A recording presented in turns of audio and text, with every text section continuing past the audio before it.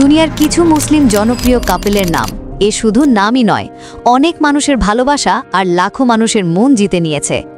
Number 6-এ আছে আয়ান ও সুমাইয়া।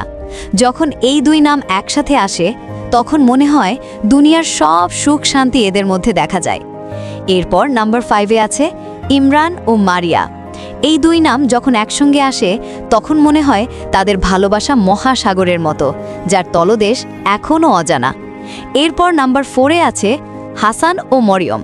এই দুটি নাম যখন একসঙ্গে মেলে তখন মনে হয় যে এরকম ভালোবাসা সবারই দরকার।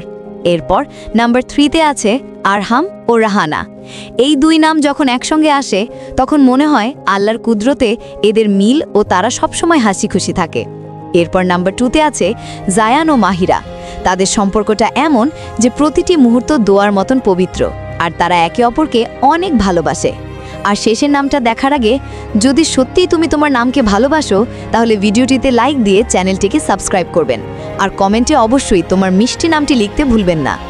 নাম্বার 1-এ আছে মোহাম্মদ এবং খাদিজা।